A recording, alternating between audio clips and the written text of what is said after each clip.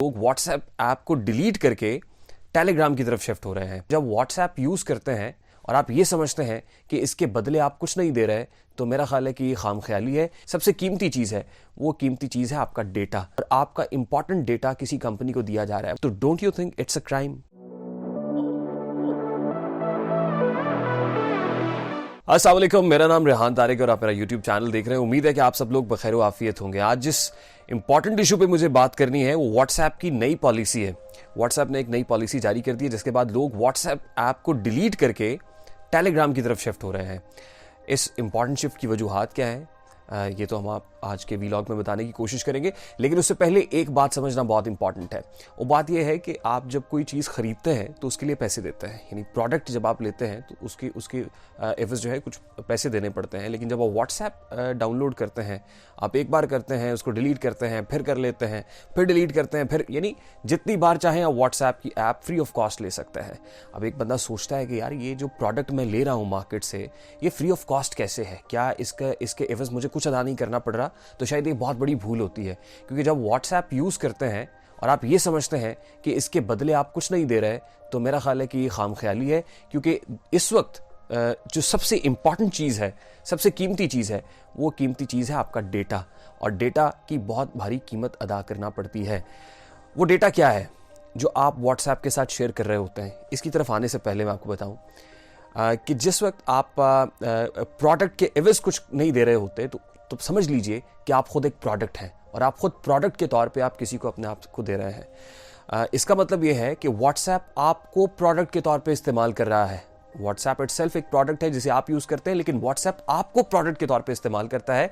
WhatsApp की parent company Facebook है, और फेसबुक व्हाट्सएप के जरिए आपसे डेटा लेकर बहुत सारी ऐसी कंपनीज को देने जा रही है कि जो कंपनीज आपके डेटा के साथ कारोबार करेंगी। अब आपके डेटा के साथ कारोबार कैसे हो सकता है? फॉर एग्जाम्पल, व्हाट्सएप के साथ आपकी कौन सी इंफॉर्मेशन लिंक्ड है जो बड़ी इंपॉर्टेंट है? आपकी कॉन्टैक्ट इंफॉर्मेशन है, आपके स्टेटस अपडेट्स हैं, आपकी ग्रुप इंफॉर्मेशन है, जिसमें आप बड़ी कीमती जो डेटा है वो शेयर कर रहे होते हैं, सोशलाइज कर रहे होते हैं। और इवन बहुत सारी ऐसी कॉर्पोरेट कंपनीज हैं जो अपना बिजनेस इफेक्टिवली चलाने के लिए और तेज़ रफ्तारी से चलाने के लिए व्हाट्सएप के मीडियम को इस्तेमाल करती हैं। व्हाट्सएप के ज़रिए से अपनी PDF फाइल्स को शेयर कर रहे होते हैं, वर्ड डॉक्यूमेंट शेयर कर रहे होते हैं, या दीगर इंपॉर्टेंट डेटा जो उस कंपनी से रिलेटेड होता है या आपका पर्सनल डेटा होता है, वो आप शेयर कर रहे होते हैं। अब वही डेटा अगर जो आपकी नज़र में बड़ा पर्सनल है, आपकी प्राइवेट चीज़ है, वो फेसबुक जो पेरेंट कंपनी है व्हाट्सएप की, वो लेकर किसी और कंपनी को सेल करती है, तो don't you think it's a crime? ये एक बहुत बड़ा क्राइम है। आपको पता भी नहीं है, आपसे पूछा भी नहीं जा रहा, और आपका इंपॉर्टेंट डेटा किसी कंपनी को दिया जा रहा है। वो कंपनी कैसे कारोबार कर सकती है? वो कंपनी आपकी कॉन्टैक्ट इन्फॉर्मेशन लेके, आपने देखा होगा बारहा आपके पास ऐसे मैसेजेस आते हैं और ऐसी जगहों से आते हैं कि आप सोचते हैं कि यार इसके पास मेरा नंबर कहाँ से आया। यानी बाज़ औक़ात जो है वो, फॉर एग्जांपल जिस तरह स्टेट बैंक जो है वो आपके बैंक से इंफॉर्मेशन ले सकता है। बहुत सारी जो सेलर कंपनीज़ हैं वो बैंक्स के ज़रिए से आपकी इंफॉर्मेशन ले रही होती हैं। वो जानने की कोशिश कर रही होती हैं कि आपकी बैंक स्टेटमेंट कितनी है, आपके अकाउंट में कितने पैसे पड़े हुए हैं, आप कितने तगड़े हैं फाइनेंशियली। उसका मकसद क्या होता है कि बहुत सारी बीमा कंपनीज़ आपको अप्रोच करती हैं, इंश्योरेंस कंपनीज़ आपके पास आ जाती हैं, इवन सेलुलर कंपनीज़ आपको अप्रोच करती हैं और आपको अपना क्लाइंट बनाने के लिए आपको अट्रैक्टिव ऑफर्स देती हैं।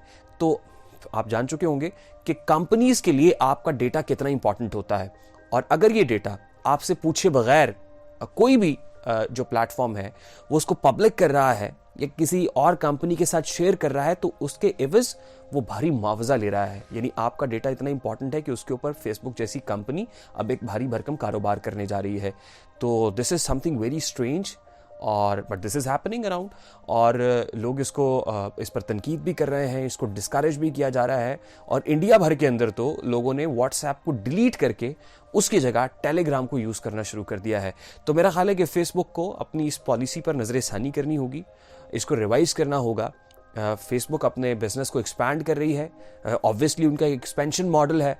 जितनी तेज़ रफ्तारी के साथ फेसबुक ने तरक्की की है और जितना डीपली रूटेड है, अभी कल ही की खबर है कि ट्रंप के हामियों ने कैपिटल हिल के ऊपर धावा बोला, तो उसके बाद मार्क ज़करबर्ग वो शख्स था कि जिसने ट्रंप को फेसबुक से बिल्कुल ब्लैकलिस्ट कर दिया। उसने कहा आपका अकाउंट आप तब तक यूज नहीं कर सकते जब तक आप सदर हैं अमेरिका के, यानी अमेरिका की सुपर पावर के प्रेसिडेंट की आंखों में आंखें डालकर अगर मार्क जकरबर्ग ये कहता है कि भाई साहब जब तक आप प्रेसिडेंट हैं तब तक आप फेसबुक की आपको इस्तेमाल करने की इजाजत नहीं है, तो दिस इज समथिंग बिग। आप अंदाजा कर सकते हैं कि मार्क जकरबर्ग कितना ताकतवर आदमी है और कि एक सुपर पावर के प्रेसिडेंट को ये कह रहा है।